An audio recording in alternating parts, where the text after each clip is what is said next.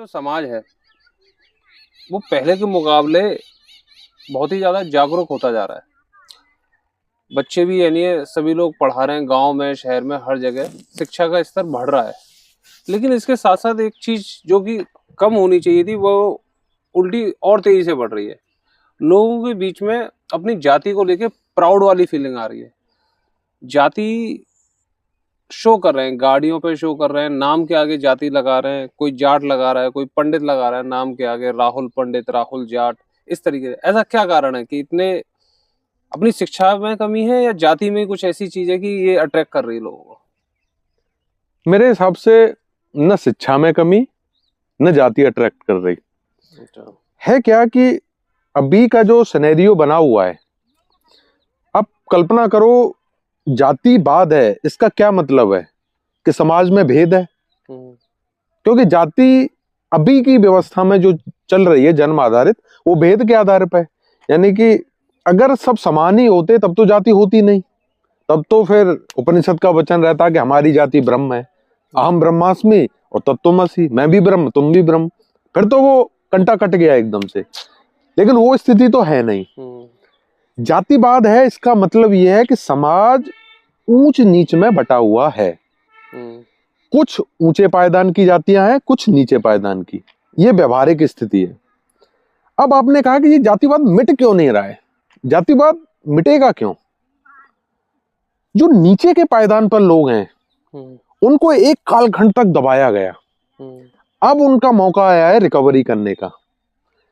जातिवाद और आरक्षण इस वक्त एक दूसरे के पूरक हैं।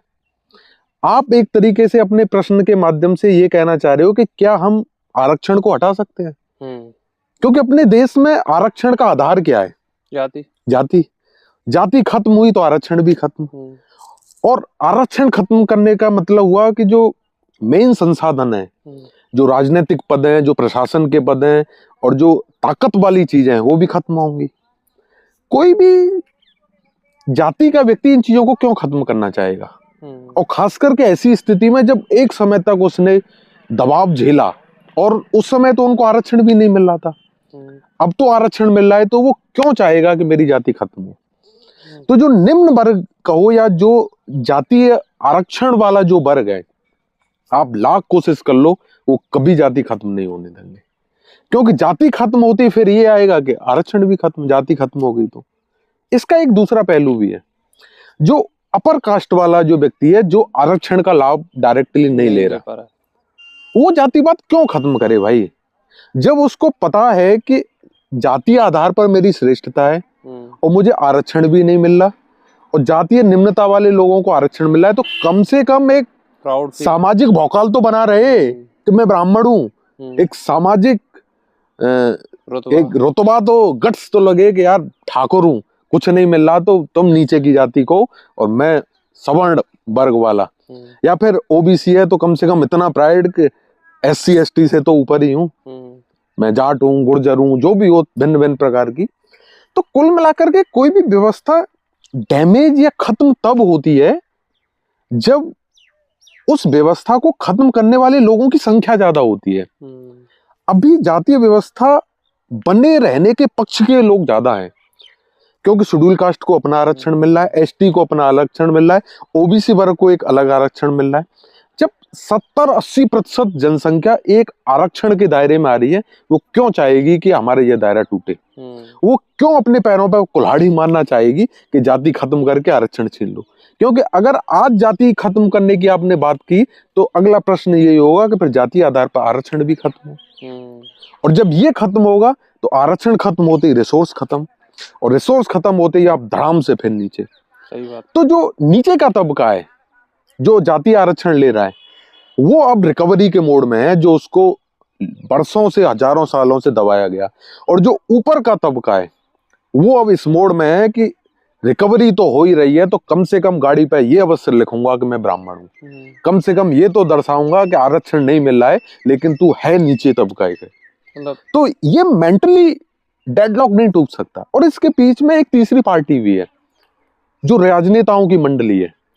उनको आरक्षण चाहिए, उनको आरक्षण के बदले वोट चाहिए। और वोट के लिए वो कुछ न कुछ को साधते रहेंगे। अगर एक उसका विरोध करेगा तो दूसरा उसका पक्ष लेगा, और खत्म होने के कहा अब तो जातीय जनगणना होने लग गई। और जब जनगणना होगी तो परसेंटेज के आधार पर प्रतिनिधित्व, 40% ये वर्ग तो इसका इतना आरक्षण, 10% ये वर्ग तो इतना आरक्षण। अब तो हम जातीय आधार के बाद, मैं उसको नकारात्मक वे में नहीं कह रहा हूं, लेकिन अब तो हम आरक्षण को जातीय आधार से भी आगे ले गए। अब लैंगिक आधार पे शुरू हो गया, महिलाओं को आरक्षण। मैं इसको ये मत समझना कि मैं महिलाओं पर नेगेटिव टिप्पणी कर रहा हूं, लेकिन एक और पिलर खुल गया इसका। और रिसेंट में अब आर्थिक भी शुरू हो गया, भी मिल रहा है। तो कुल मिला के रहेगा क्या कि अभी जाति के आधार पर तुम इसको डैमेज करोगे तो इकोनॉमी के आधार पर कभी समता मूलक समाज तो रह ही नहीं सकता कि चारों वर्ग एक जैसे हों। चारों एक नहीं रहेंगे तो फिर वो इकोनॉमी के आधार पर मांगेंगे। अभी पुरुष सोच ने उसका अतिक्रमण किया था तो लेडीज खड़ी हो गई कि अब दो हमको संसद में आरक्षण दो, अब हमें भी भरपाई करनी है। तो ये भरपाई का दौर है, और भरपाई के दौर में मैक्सिमम लोगों को लाभ मिल रहा है, तो वो खत्म नहीं करेंगे। बाहरी इंटेलेक्चुअल लेवल ये लगेगा कि यार मैं जाति को नहीं मानता, लेकिन जैसे ही व्यवस्था के भीतर आएगा तो वो प्रॉफिट लॉस चलेगा।